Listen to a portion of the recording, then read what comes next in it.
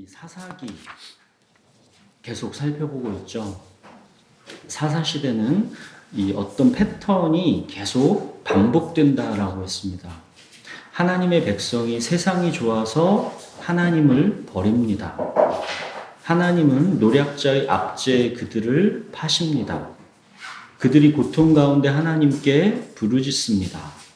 하나님이 이 악한 시대에 그나마 겨자씨 믿음이라도 있는 자를 들어 쓰셔서 이 백성을 구원하십니다. 살만해지면 이 백성은 또 하나님을 버립니다. 이렇게 계속 반복되는 반역과 배신의 패턴, 그럼에도 불구하고 이들을 포기하지 않고 구원해내시는 하나님의 언약적 사랑, 이것이 사사기입니다. 십자가 말고는 구원의 길이 있을 수 없다라는 것을 계속 반복해서 보여주고 있는 게 사사기입니다. 다윗 왕과 같은 어떤 이 이상적인 왕을 기다리게 하는 것이고 다윗을 넘어 예수 그리스도를 기다리게 하는 그러한 내용이 이 사사기의 내용입니다. 지난주엔 우리가 바락의 이야기를 살펴보았죠. 드보라처럼 야엘처럼 대범하고 용기 있게 하나님께 나아가지 못할 수도 있습니다. 그러나 바락처럼 하나님의 음성을 못 들은 채 하지 않는 것, 이 겨자씨만한 믿음만으로도 하나님은 하나님의 일을 하실 수 있습니다. 하나님의 전쟁이고 하나님의 구원이기 때문입니다. 오늘은 사사 기드온의 이야기를 함께 살펴보겠습니다. 우리 본문을 같이 읽겠습니다. 사사기 6장 11절부터 18절입니다. 우리 찾으셨으면 한 절씩 번갈아 읽겠습니다. 여호와의 사자가 아비에셀 사람 요아스에게 속한 오브라에 이르러 상수리 나무 아래에 앉으니라. 마침 요아스의 아들 기드온이 미디안 사람에게 알리지 아니하려 하여 밀을 포도주 틀에서 타작하더니 여호와의 사자가 기드온에게 나타나 이르되 큰 용사여 여호와께서 너와 함께 계시도다 하매 기드온이 그에게 대답하되 오 나의 주여 여호와께서 우리와 함께 계시면 어찌하여 이 모든 일이 우리에게 일어났나이까. 또 우리 조상들이 일찍이 우리에게 이르기를 여호와께서 우리를 애굽에서 올라오게 하신 것이 아니냐 한 그 모든 이적이 어디 있나이까. 이제 여호와께서 우리를 버리사 미디안의 손에 우리를 넘겨주셨나이다 하니 여호와께서 그를 향하여 이르시되 너는 가서 이 손의 힘으로 이스라엘을 미디안의 손에서 구원하라. 내가 너를 보낸 것이 아니냐 하시니라. 그러나 기드온이 그에게 대답하되 오 주여 내가 무엇으로 이스라엘을 구원하리이까. 보소서 나의 집은 므낫세 중에 극히 약하고 나는 내 아버지 집에서 가장 작은 자니이다 하니 여호와께서 그에게 이르시되 내가 반드시 너와 함께 하리니 내가 미디안 사람 치기를 한 사람을 치듯 하리라 하시니라. 기드온이 그에게 대답하되 만일 내가 주께 은혜를 얻었사오면 나와 말씀하신 이가 주 되시는 표징을 내게 보이소서. 내가 예물을 가지고 다시 주께 와서 그것을 주 앞에 드리기까지 이곳을 떠나지 마시기를 원하나이다. 그가 이르되 내가 너 돌아올 때까지 머무르리라 하니라. 사사기 이 6장부터 8장까지가 사사 기드온의 이야기입니다. 또 동일한 패턴이 반복됩니다. 6장 1절을 보시면 이스라엘 자손이 또 여호와의 목전에 악을 행하였으므로 여호와께서 7년 동안 그들을 미디안의 손에 넘겨주시니 이스라엘 자손이 또 하나님을 버렸습니다. 하나님은 이번에는 그들을 미디안의 손에 파셨습니다.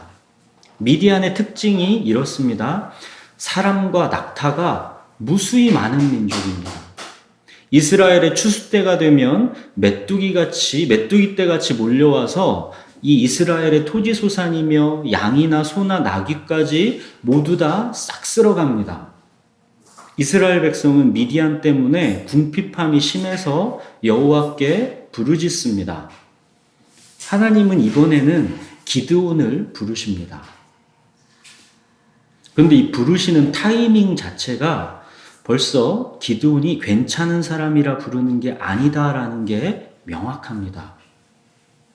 기드온 또한 그냥 겨자씨 믿음 겨우 가진 그런 사람일 뿐이다라는 게 이 부르시는 첫 장면에서부터 명확하게 나옵니다. 11절 보시면 마침 기드온이 뭐 하고 있었을 때 여호와의 사자가 기드온에 나타났다라고 나오죠. 마침 밀을 타작하고 있을 때였다라고 나오죠. 그런데 보시면 밀을 어디서 타작했대요? 포도주 틀에서 타작했다 하지요.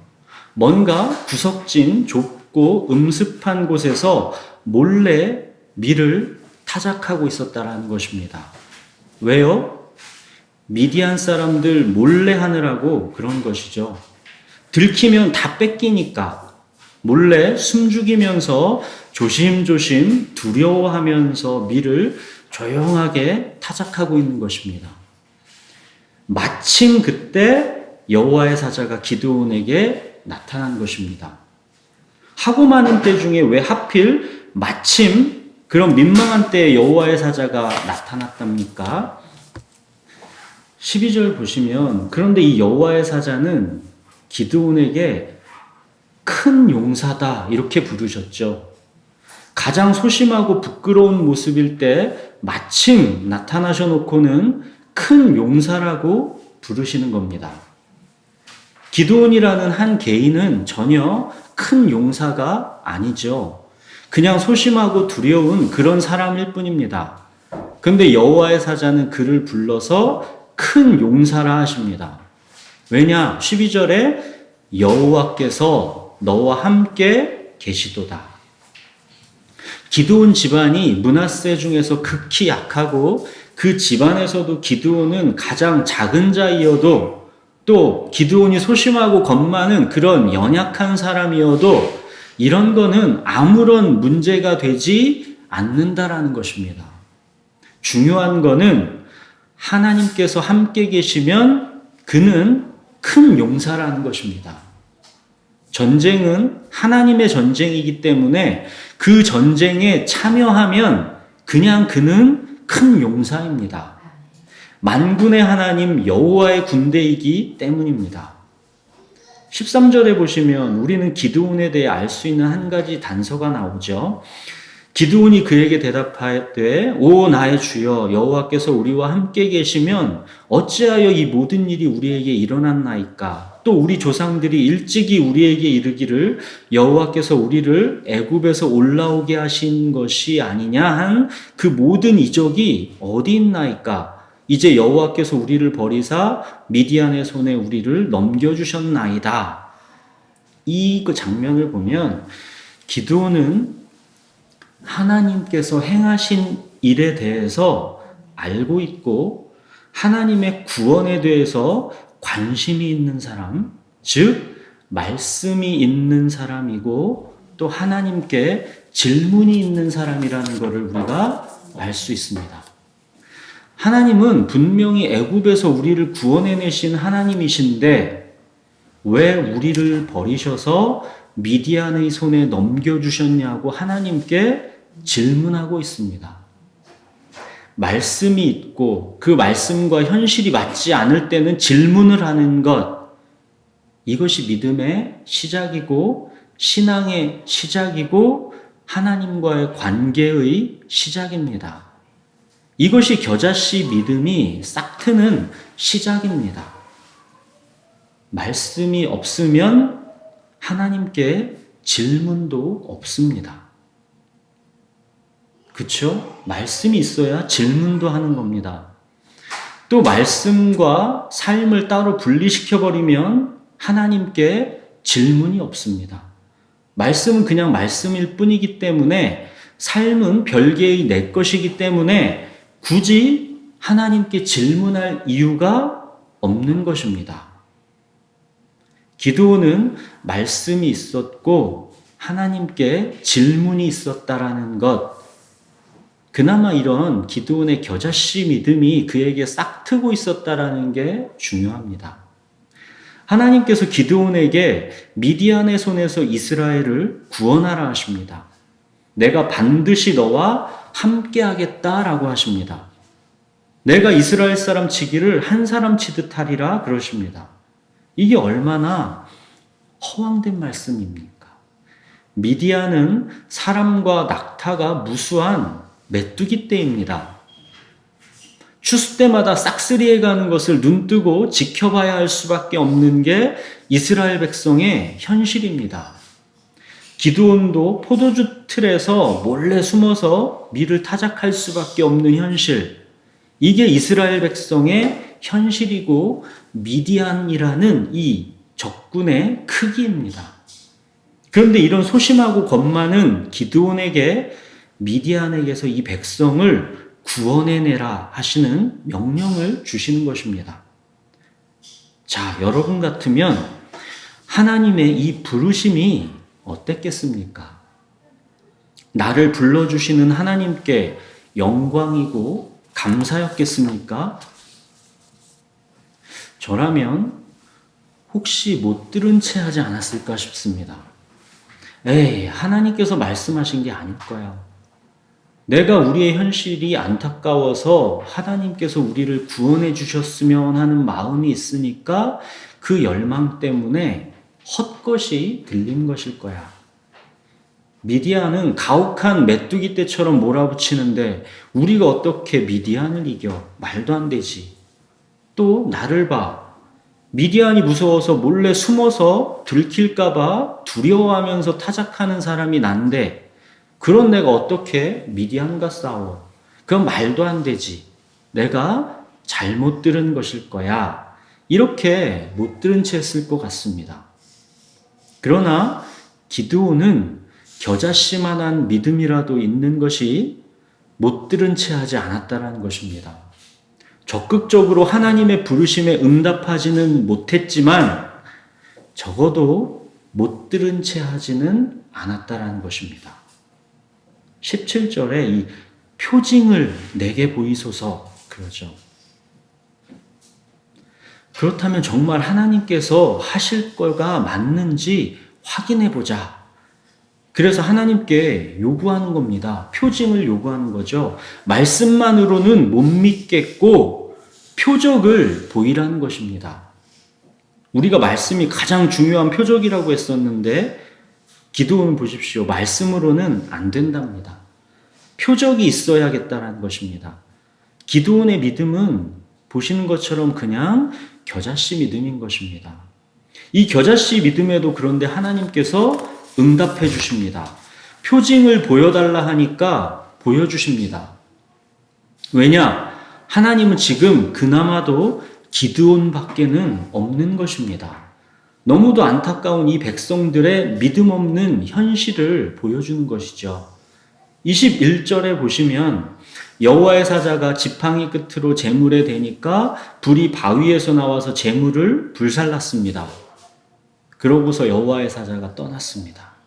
기드온이 바라던 대로 표징을 본 것입니다. 아, 하나님이 말씀하신 게 맞구나.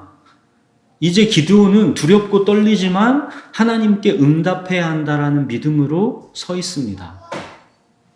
자, 이제 미디안과의 전쟁이 본격적으로 시작될 시점입니다. 근데 막상 전쟁에 임하려고 하니까 기드온이 또 두렵습니다. 소심하고 겁많은 기드온은 이번에도 하나님께 또 표징을 보여달라고 요구합니다. 그만큼 이 미디안이라는 적이 막강한 것이죠. 기드온에게는 두렵지 않을 수가 없는 것입니다. 36절 기드온이 하나님께 또 표징을 요구합니다. 하나님께서 이미 제게 말씀하신 거는 알겠는데 표징도 보여준 거 알겠는데 그래도 확실하게 한 번 더 표징을 보여달라고 합니다. 내 손으로 이스라엘 구원하시려는 게 맞다면 이 표징을 보여달라고 합니다. 기드온은 이제 표징도 무엇으로 보일지를 자기가 요구합니다. 자기가 요구하는 표징을 보이라는 것이죠. 양털 한 뭉치를 타작마당에 둘 테니까 만일 이슬이 양털에만 있고 주변 땅은 말라 있으면 하나님의 말씀을 내가 믿겠다 그럽니다. 기드온 나름대로는 이런 건 좀 불가능한 일이다라고 생각해서 하나님께 제시한 거죠. 그랬더니 다음날 보니까 양털에 이슬이 가득해서 짜니까 그릇에 가득하게 되었다 그러죠. 기적인 것이죠. 그런데 이 기적을 보고도 기드온은 아직도 불안하고 두렵습니다. 하나님께 한 번 더 기적을 요구합니다. 그 기적이 만에 하나 혹시 우연일 수도 있으니까 이번에는 거꾸로도 한번 해보라고 하나님께 요구합니다. 양털만 마르고 그 주변 땅은 다 이슬이 있게도 그렇게도 한번 해보라고 요구합니다. 그랬더니 이번에는 양털만 뽀송뽀송하고 그 주변 땅은 다 이슬이 흥건하게 되었습니다. 기드온은 이제야 하나님께 항복합니다. 하나님께서 구원하시겠다라는 말씀을 이제야 가까스로 믿게 된 것입니다. 하나님은 참 이렇게까지 하십니다. 이 백성을 구원해내기 위해서 하나님은 이렇게까지 하십니다. 하나님의 이 백성을 향한 언약적 사랑이 하나님을 이렇게까지 움직이고 계신 것입니다. 어떻게든 이 백성을 고통에서 건져내야 하시겠기에 기드온의 이런 확인하고 또 확인하는 겨자씨 믿음이라도 쓰시고 있는 것입니다. 기드온은 정말 이제 하나님을 믿고 미디안과의 전쟁에 임합니다. 미디안과의 전쟁을 위해서 군사를 모았는데 몇 명이래요? 32,000명이 모였습니다. 사실 엄청 작은 숫자죠. 출애굽한 이 성인 남자만 60만 명인 게 이스라엘이죠.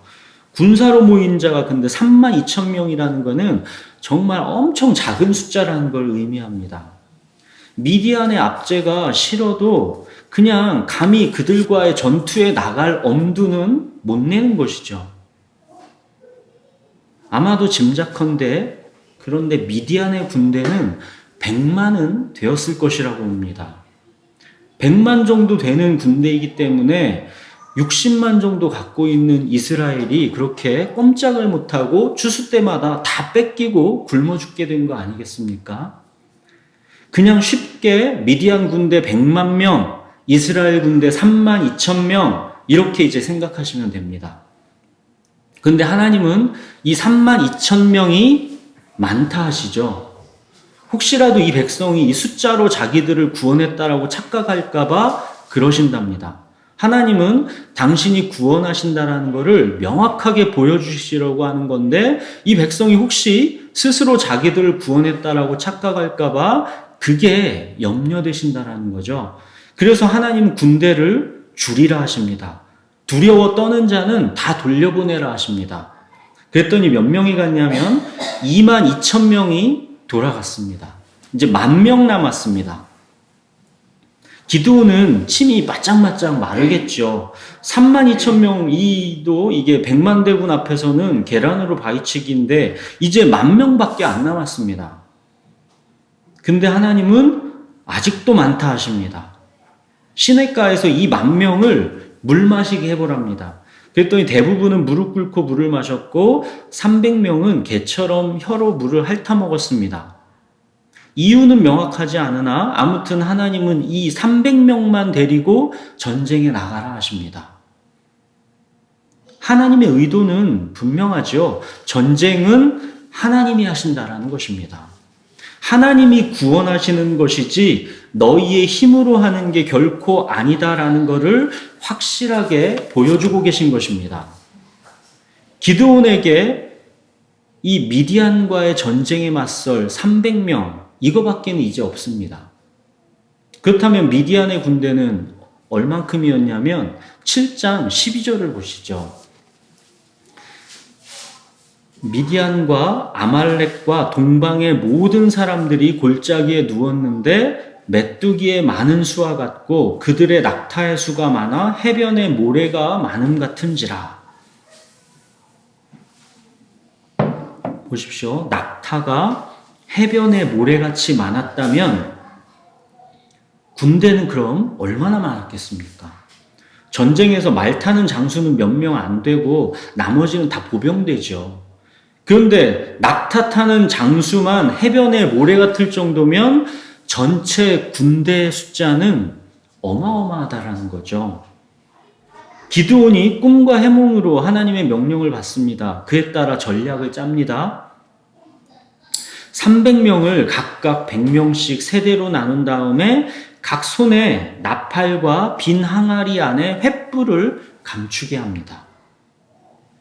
한 손에는 나팔, 한 손에는 횃불입니다. 그럼 두 손에는 무기는 없습니다. 기습 공격합니다.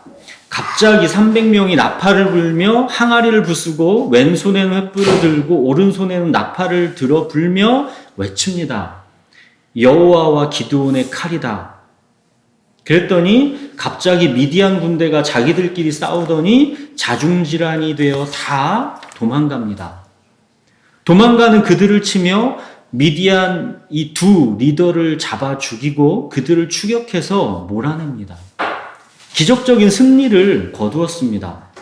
300명으로도 그것도 나팔과 횃불만으로 그 메뚜기같이 무수한 미디안 군대를 격파했습니다.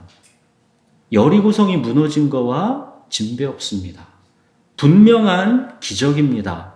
명확한 하나님의 구원하심입니다. 그렇죠? 그러나 뭔가가 찜찜합니다. 하나님의 구원하심을 보았으면 이제부터는 하나님을 경배하고 오직 하나님만 의지하여 나와야 할 것 같은데 이 백성이 뭔가가 수상합니다. 8장 22절에 보시면 그때 이스라엘 사람들이 기드온에게 이르되 당신이 우리를 미디안의 손에서 구원하셨으니 당신과 당신의 아들과 당신의 손자가 우리를 다스리소서 하는지라. 이스라엘 사람들이 지금 누가 자기를 미디안의 손에서 구원했다라고 합니까? 기드온이라고 하죠. 그래서 기드온 당신과 당신의 아들과 당신의 손자가 대대로 우리를 다스려 달라고 합니다. 이 백성들은 하나님의 구원을 볼 줄 아는 눈이 없습니다. 하나님의 구원이 안 보입니다. 300명으로 이긴 게 기드온의 능력인 줄 압니다. 우연히 운이 좋아 그렇게 된 줄 아는 것입니다.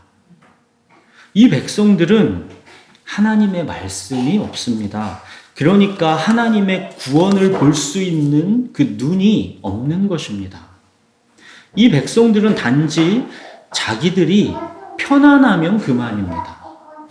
기드온 당신이 우리를 편안하게만 해달라는 것입니다. 나를 위하여 나를 인도할 신, 여기서 이 백성은 한 발짝도 나아지지 않은 것입니다. 이 백성은 하나님에 대해서 관심이 없습니다. 이런 고통을 겪으면서도 어떻게 해서든지 편안해지면 그만이지 내가 하나님의 백성인지 아닌지 그런 거는 별로 중요치 않습니다. 내가 그냥 편안하고 행복한 거 이게 유일하게 중요합니다. 그러나 기드온은 23절에 뭐라 대답합니까? 기드온이 그들에게 이르되 내가 너희를 다스리지 아니하겠고 나의 아들도 너희를 다스리지 아니할 것이요 여호와께서 너희를 다스리시리라 하니라. 내가 너희를 다스리지 않을 것이다. 하나님께서 너희를 다스릴 것이다. 기드온은 그래도 아는 것이죠. 왜냐하면 기드온은 자기가 직접 하나님의 부르심을 들었으니까 부인할 수가 없는 것이죠. 하나님께서 구원하셨다라는 것을 다른 사람은 다 몰라도 기드온은 압니다. 몰래 숨어서 타작하던 자기를 큰 용사라고 불러주신 그 하나님을 기드온은 부인할 수가 없는 것이죠.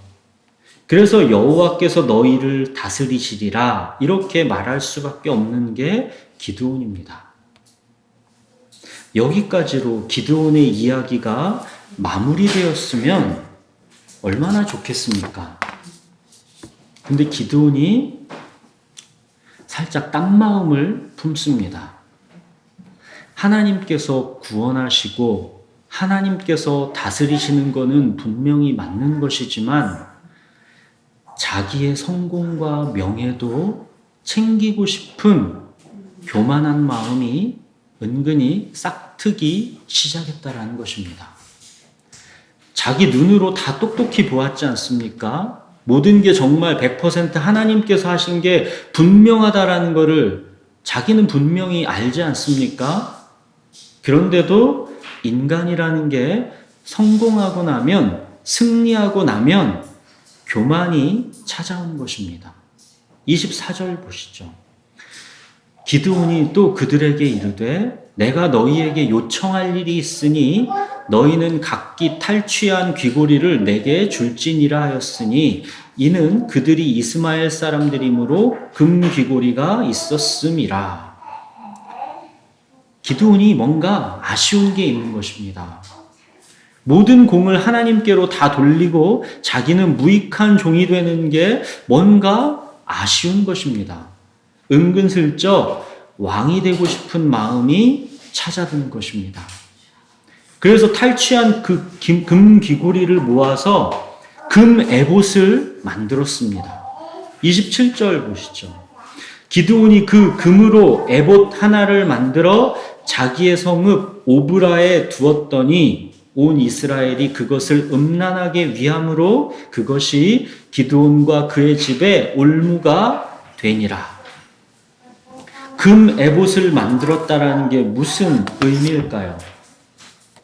에봇이 뭐냐면 에봇은 제사장이 직무를 수행할 때 입는 긴 이 앞치마 같이 그렇게 생긴 옷입니다.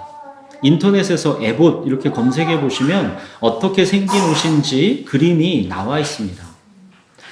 제사장이 에봇을 입고 있으면 그야말로 그 자체에서 뭔가 영광스럽고 거룩해 보이는 것이죠. 제사장이 하나님께 나아갈 때는 그렇게 에봇을 입어서 거룩하고 영광스럽게 구별된 모습으로 나아가는 것입니다. 말하자면 에봇은 하나님의 권위입니다. 이 화려한 에봇이 얼마나 제사장을 거룩하고 영광스러워 보이게 했겠습니까? 그렇다면 기드온이 금 에봇을 왜 만들었을까요? 쉽게 상상이 되죠. 우선 하나님이 주신 영광스러운 승리를 통해서 쟁취한 이 금을 모아서 만들었습니다. 전쟁의 승리가 그 에봇을 볼 때마다 기억이 나겠죠. 하나님이 전쟁을 이기게 하셨다라는 것을 기억하게 하려는 핑계로 에봇을 만들었겠지요. 그러나 그의 속마음에는 내가 이거를 이루어냈구나, 내가 이겼구나 라는 자기 존재의 확인이 거기에 들어있는 것입니다. 은근슬쩍 자기 자신이 이스라엘의 왕이라고 생각하기 시작하는 것입니다. 말로는 내가 너희를 다스리지 않는다, 오직 하나님께서 너희를 다스린다 하면서도 속마음 깊은 곳에서는 자기가 왕이 되고 싶은 욕구가 꿈틀대는 것입니다. 이거는 그가 자기 아들의 이름을 지은 것에서도 암시가 되는 거죠. 기드온의 아들의 이름이 아비멜렉인데 그 뜻은 나의 아버지는 왕이라는 뜻입니다. 자기가 왕이라는 것을 은근슬쩍 아들 이름을 통해서 그 소망을 밝히고 있는 거죠. 백성들도 금 에봇을 보면서 그걸 우상으로 이제 섬기기 시작합니다. 에봇이라는 것의 이 본질은 거룩하게 구별된 제사장을 나타내주는 옷인데 마치 그 에봇 자체가 신령한 능력이 있는 성물로 우상화되었다라는 얘기입니다. 그 에봇을 마치 하나님의 신상처럼 여기면서 그 에봇 앞에서 비나이다 비나이다를 하는 것입니다. 이렇게 이 백성은 하나님께서 그토록 싫어하시는 우상 숭배를 또 하게 되는 것이고 그 우상은 다름 아닌 하나님인 것입니다. 에봇이 결국 나를 위하여 나를 인도하신 그런 하나님이 되어버린 것입니다. 금송아지 숭배하던 거랑 결국 똑같은 것이죠. 여기 오브라, 이 기드온의 성읍 오브라에는 금 에봇이 있습니다. 실로, 이 제사 드리던 이 실로라는 곳에는 하나님의 법궤가 있고 거기에서는 피제사가 드려지는 곳입니다. 이 백성이 이제 실로는 멀고 귀찮으니까 잘 안 가려고 하고 오브라에서 금 에봇을 우상으로 섬기면서 자기 편한 대로 예배 행위를 하는 것입니다.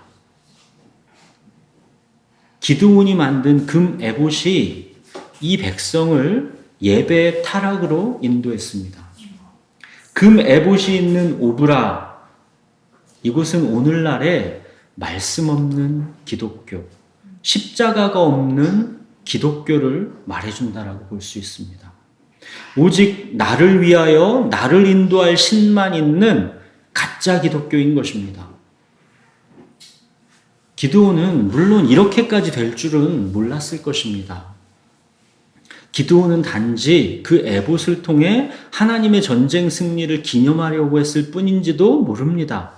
그러나 그 마음에 하나님의 영광을 자기도 조금 나눠 갖기를 바라는 교만이 찾아왔을 때, 왕이 되고 싶은 욕망이 꿈틀대기 시작할 때 이 백성들을 우상 숭배에 빠뜨리는 결정적인 계기를 제공하게 된 것입니다. 안타깝지요. 기드온이 처음에 그 두렵고 소심했던 마음, 그러나 하나님을 의지했던 그 마음으로 끝까지 갔다면 얼마나 좋았을까 하는 안타까움이 있습니다. 왜 하필이면 하나님께서 마침 기드온이 가장 부끄럽게 소심하게 숨어서 타작하던 그때, 바로 그때 마침 기드온을 찾아오셨었는지를 한 번 더 생각해 보게 되는 것입니다. 기드온이 자기의 처음 모습이 어떠했는지를 기억했더라면 얼마나 좋았을까 하는 아쉬움이 크게 남는 것입니다. 인간 기드온은 절대 큰 용사가 아닙니다. 하나님은 그거를 부인할 수 없도록 가장 작고 연약한 때에 찾아오셔서 거꾸로 큰 용사로 불려주셨습니다.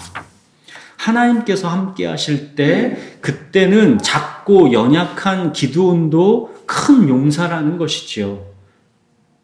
그런데 이거를 기드온이 마지막에는 잊은 것 같습니다. 결국 기드온이 죽고 나서 이스라엘 백성들은 또다시 바알신을 숭배하기 시작했고, 자기들을 구원해 주신 하나님을 기억하지 않았고, 또 기드온이 자기들을 위해 베푼 은혜도 다 잊고 기드온의 집을 후대하지도 않았다라고 기록을 남기면서 사사기 8장이 마무리됩니다. 기드온 자손 대대로 왕으로 섬기면서 충성하겠다던 이 백성은 금세 마음이 돌아서 버리는 정말 믿을 게 못 되는 그런 사람들인 것이죠. 기드온 이야기는 결국 하나님도 실패하고 배신당했으며 기드온도 실패하고 배신당한 것으로 그렇게 씁쓸하게 마무리되는 것입니다. 이 백성의 우상 숭배의 본성, 자기 이익을 위한 배신과 변절, 정말 은혜를 모르는 이 백성과의 인연을 끊고 싶게 만드는 그런 백성인 것입니다. 사사기는 이 패턴의 반복입니다. 다음 이야기는 또 그럼 뭐겠어요? 하나님께서 다시 이 백성을 내버려 두시지 않고 이 백성은 또 부르짖고 하나님은 이 백성을 또 구원하시는 그런 이야기가 또 나오겠죠. 계속 반복되는 이 악순환의 패턴을 보다 보면 정말 이 백성 해도 너무한다 싶은 그런 우라통이 제3자 입장에서 터져나오는 것입니다. 그러나 우리가 어디 제3자이겠습니까? 결국 저 백성이 바로 나로구나 하게 되는 것이죠. 자, 오늘 기드온의 이야기를 살펴보았습니다. 기드온도 결국에는 온전한 믿음의 사람은 아니었죠. 소심하고 겁 많고 두려워하는 그런 사람일 뿐이었고, 또 하나님으로 인해 큰 성공을 거두고 나서는 결국 교만함으로 인생을 어둡게 마무리하며 퇴장하는 안타까운 사람일 뿐입니다. 안타깝죠. 기드온이 금의 봇을 만드는 게 아니라 만약 이 백성을 하나님을 믿는 믿음으로 이끌어주는 역할을 제대로 했다라면 어땠을까? 자, 봤지? 하나님은 300명으로 미디안 군대 100만 명을 무찌르시는 구원하시는 우리의 하나님이시다. 우리는 바로 그런 하나님의 백성이다. 하나님께 우리 돌아가자. 우리 하나님만 예배하자. 우리 말씀대로 살자. 이렇게 이 백성을 하나님께로 이끌어줬으면 얼마나 좋았을까요? 그러나 이런 기드온의 연약하고 흠 많은 인생을 통해서도 하나님은 하나님의 일을 하셨습니다. 하나님께서 이 백성을 구원하시고자 하는 그 열망을 그 어떤 것도 가로막지 못하고 있는 것입니다. 연약하고 흠 많아도 겨자씨 믿음만 있어도 하나님께서는 고작 그거라도 도구로 사용하셔서 하나님의 구원을 이루어내십니다. 하나님의 언약적 사랑을 성취하십니다. 하나님의 구원은 하나님의 사랑, 하나님의 열심 때문이지 결코 우리 안에 선함이 있기 때문이 아닙니다. 사사기는 바로 이거를 계속 보여주고 있는 것이죠. 8장 28절 미디안이 이스라엘 자손 앞에 복종하여 다시는 그 머리를 들지 못하였으므로 기드온이 사는 40년 동안 그 땅이 평온하였더라.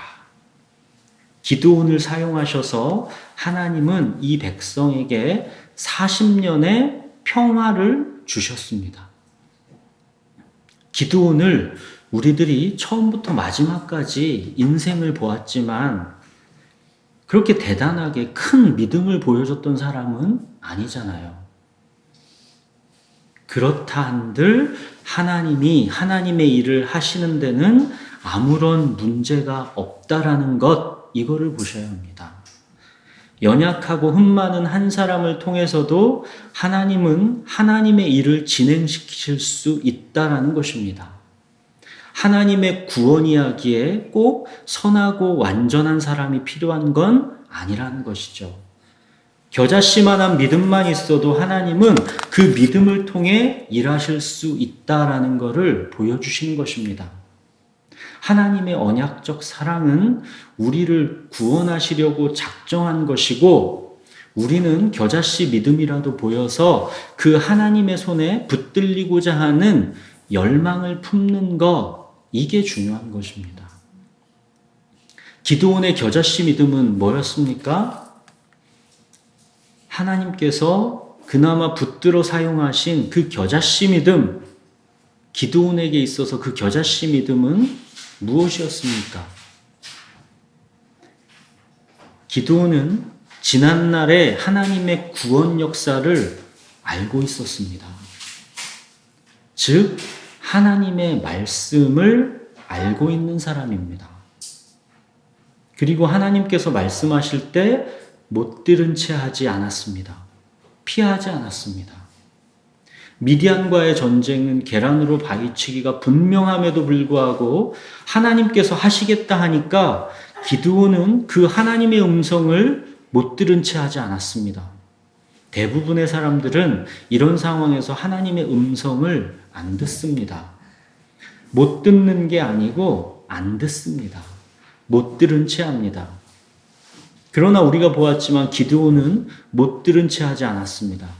너무 두렵고 불가능해 보여서 하나님을 몇 번이나 시험하면서 그 확신을 얻으려고 씨름하면서도 그래도 끝까지 못 들은 채 하지 않고 하나님의 부르심에 응답했다라는 것, 이게 기드온의 겨자씨 믿음입니다.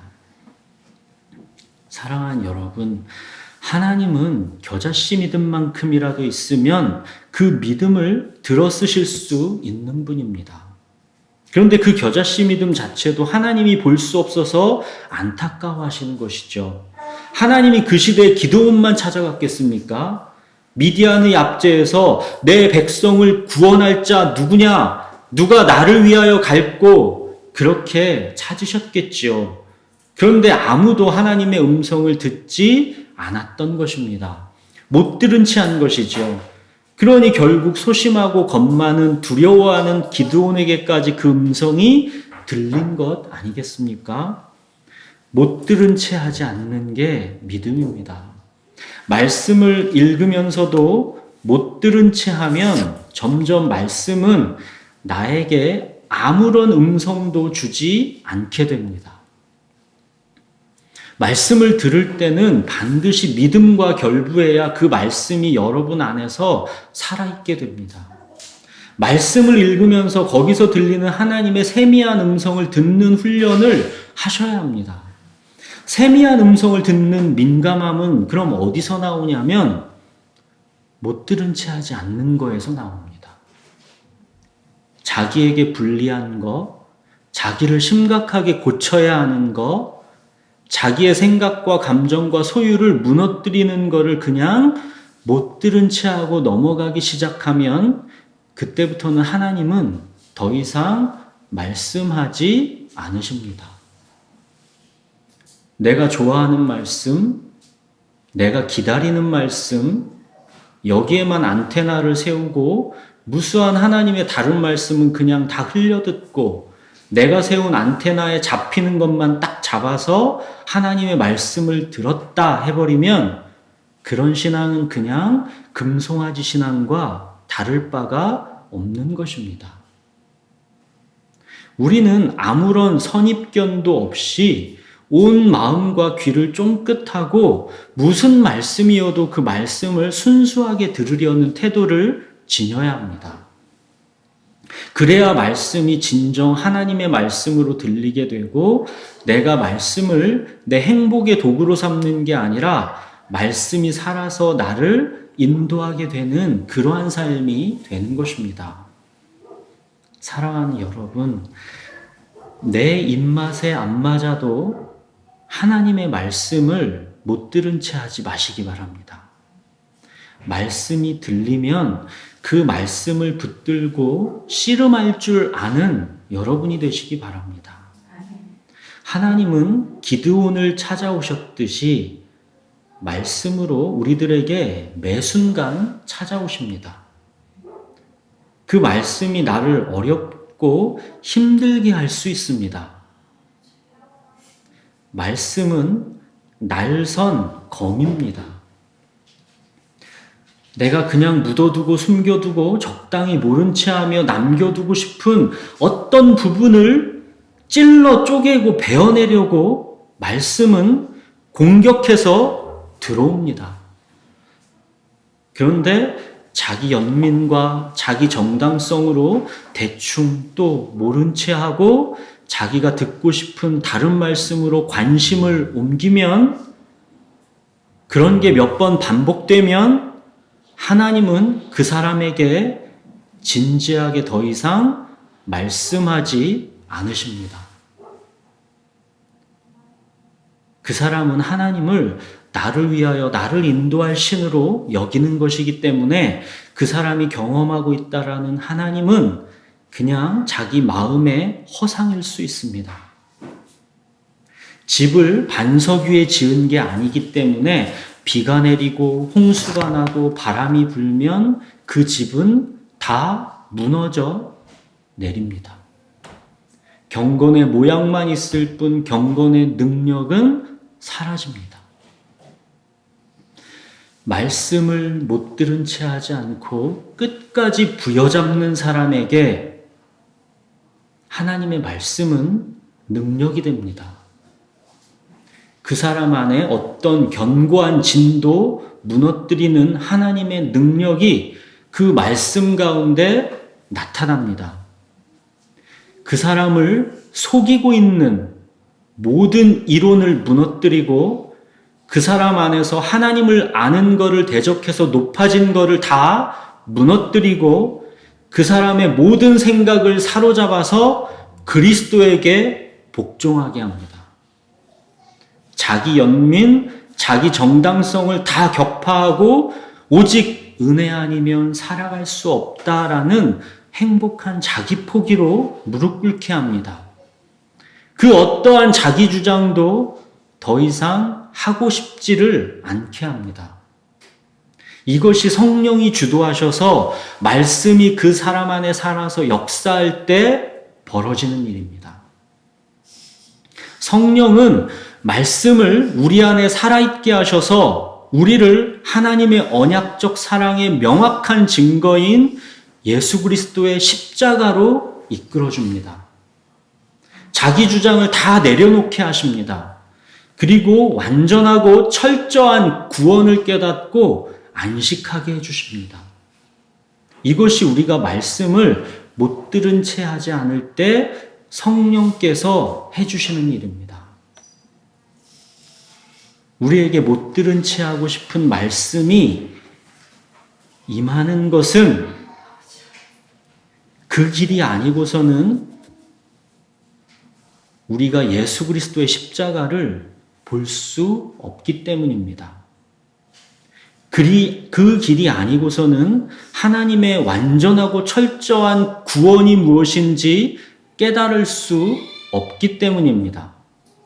그 길이 아니고서는 하나님께서 주시는 영원한 안식, 이게 뭔지를 맛볼 수가 없기 때문입니다. 자기 부인과 자기 절망, 이게 없이 십자가 복음의 그 깊은 곳으로 우리는 나아갈 수 없습니다. 예수 그리스도의 십자가, 그리스도는 여기가 핵심입니다. 여기까지 나아가지 않으면 복음을 우리는 모르는 것입니다. 우리가 못 들은 채 하고 싶은 그 말씀이 나에게 떨어졌다라는 것은 하나님께서 바로 그 예수 그리스도의 십자가의 복음으로 우리를 초청하시는 것입니다. 우리에게 은혜를 주시려는 하나님의 초대입니다. 천국을 주시겠다라는 하나님의 초대입니다. 그런데 그거를 우리가 못 들은 채 한다라는 것이죠. 천국을 침노에서 차지하셔야 합니다. 그 말씀을 못 들은 채 하지 마시고 부여잡고 씨름하셔야 합니다. 사랑하는 여러분, 하나님의 말씀을 사랑하십시오. 말씀을 귀하게 여기십시오. 말씀 앞에서는 항상 두렵고 떨림으로 그렇게 서십시오. 그래서 말씀이 여러분 안에서 살아 역사하는 게 무엇인지, 성령이 나를 이끄신다라는 게 무엇인지 그거를 배워가십시오. 왜 기독교는 오직 예수 그리스도의 십자가뿐인지, 십자가 말고는 기독교는 할 말이 없는 것인지, 하나님의 구원은 어쩌면 그렇게도 완벽하게 또한 철저한지, 하나님이 주시는 이 안식의 깊고 풍성함은 정말 그 무엇과도 바꿀 수 없는 만족인지, 이 복음의 깊고 풍성함, 이 복음의 비밀, 이거를 날마다 더 알고 누려가시는 저와 여러분이 되기를 바랍니다. 우리 기도하겠습니다.